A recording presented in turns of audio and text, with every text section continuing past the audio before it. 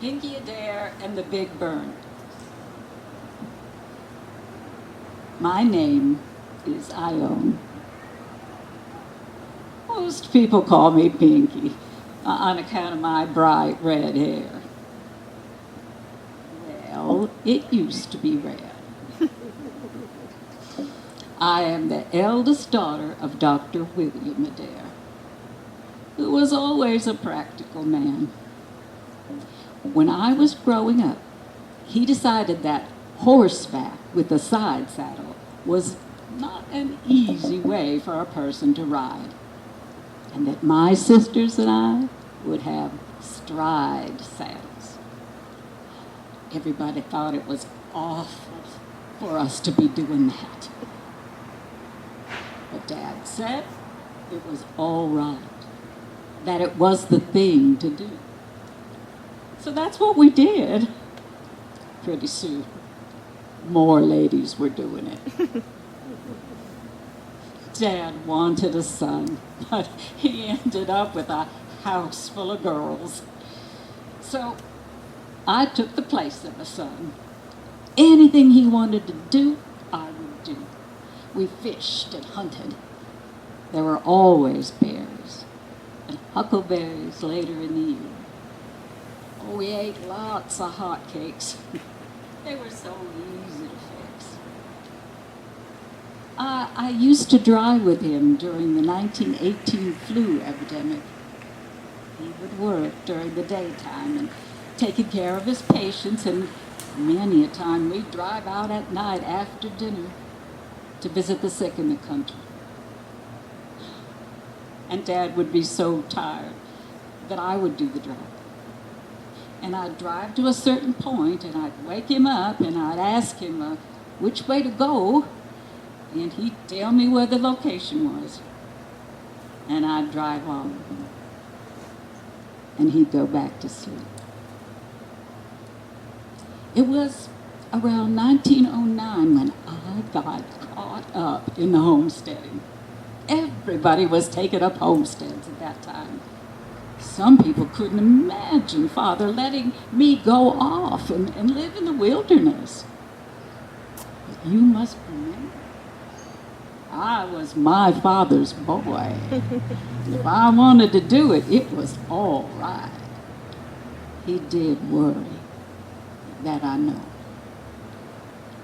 There was an opening up of a large area of white pine timber, about 40 miles beyond Clarkia, between Clarkia and Avery.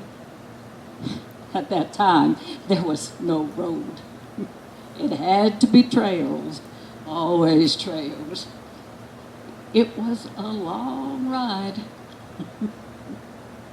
The first time I took Bernadine in on horseback, we rode all 45 miles, all in one day, I believe. Bernadine would keep on saying, "How much further is it, Pinkie?" And I would say, about an hour. A bunch of us settled in what was called the 49 Meadow Country. We were mostly all women, some married, some widowed, some single. We became practically a little colony, a Moscow community out in that section of the country. We had hired men to come in and cut a clearing and put up the buildings.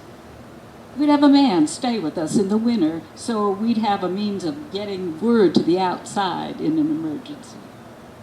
During the summer, though, we didn't need anyone especially. Mrs. Torson was in 3/4 of a mile from Mrs. Durham, and then my cabin and Mrs. Taylor's cabin were together. Well, not together, but we called it together because all you had to do was put on your shoes and walk one place or the other. Mrs. Durham and I planned to winter together with each other.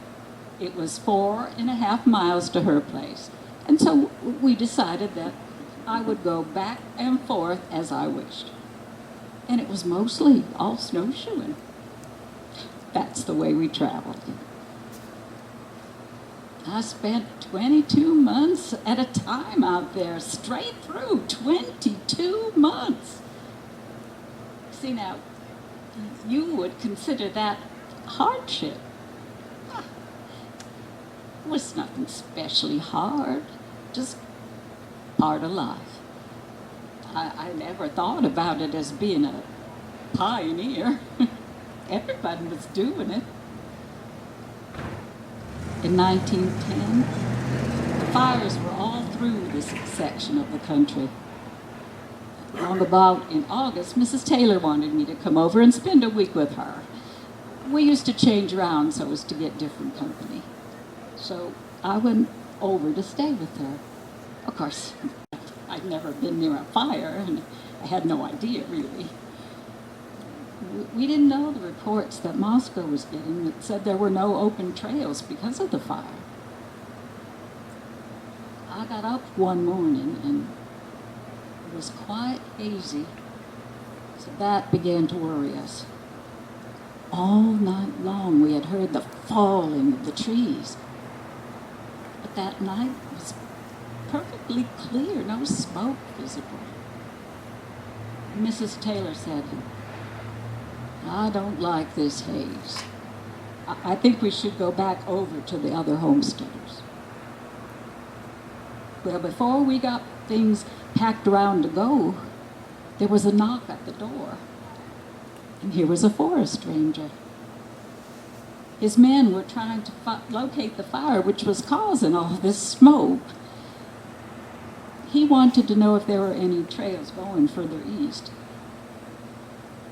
He also wanted to know if we would go with him to get breakfast for his men. So, we got breakfast for those 5 or 6 men. And that was my first attempt at cooking over a fire. And also Mrs. Taylor's first attempt. But we managed to get something for the men to eat. They were quite taken with Mrs. Taylor and me. And when the rest of them caught up with us, they wanted to know if we wouldn't continue. So we stayed on as cooks for the firefighters. And that was our first experience with the fire. Going with the pack horses and going with these men across the river and getting a campfire set up and cooking potatoes for 14 men. Do you have any idea how many potatoes men eat? They eat an awful lot of potatoes. I'd take a bucket down to the creek and I'd scrub these potatoes, and then I'd hook the bucket over the fire and boil the potatoes. And sometimes there'd be boiled potatoes with bacon and gravy, or anything that you could get. A can of tomatoes was awful good out that way. I cooked so many potatoes in water buckets over the fire that I didn't like potatoes for a long time after. It was a great deal of excitement because you never knew when you got up in the morning whether the wind was bringing the fire your way or taking it some other way. One day we were burned out of camp and had to move to the other side of the river. And then the fire drove us back to the other side of the river the same evening to sleep on the ashes. It was exciting. It was very exciting. One day, the fire started up again just back of the tent and came very nearly to getting us. And the men put it out. And in the morning, we moved camp 3 miles farther on. Well, one day, there was a heavy wind come up, and we noticed that the men were coming in off the fire line, and they said, "There is no way of stopping it with this wind."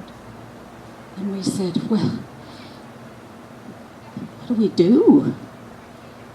And they said, "There is only one thing to do, and that's to take your blankets and go down to the stream, and if the fire comes close, get into the water and cover your head with the blanket, leaving an airspace, and stay until the fire's past her.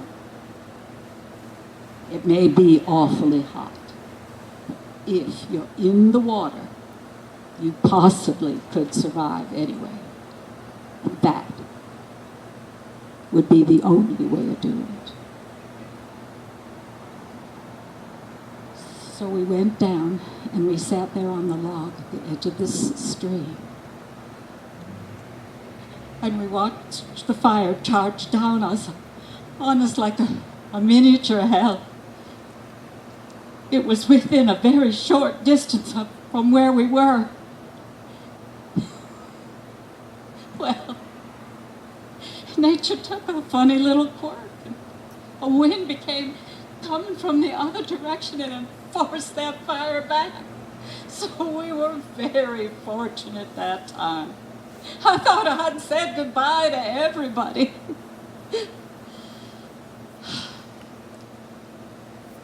It was time to move to another location. They let Mrs. Taylor and I go to Mr. Flowers' place. Mr. Flowers told us that he was coming down to Avery to bring his uncle out, and we could go with him if we wished. It was 28 miles from Mr. Flowers' homestead to Avery. Myrtle and I decided to go with Mr. Flowers and try to get word to my family. When we got to the top of those long, bare ridges, we could see the fires off both sides of us. We discovered that Avery and most of the area was under martial law. We went down to the bridge at Avery and we were stopped by an officer. He told us to turn around and go back. And we told him we couldn't do that. Since we couldn't go back, we were put on a train there. 2 days later, I was walking the wood boardwalk home, or McConnell Mansion, as you know it. Bernadine still teases me about how beautiful I looked, clomping up the street in my worn hobnail boots and filthy khakis. My hair was singed, my eyebrows were moth-eaten, and my face was blistered. Beautiful looking. That was the only time I ever saw my mother cry.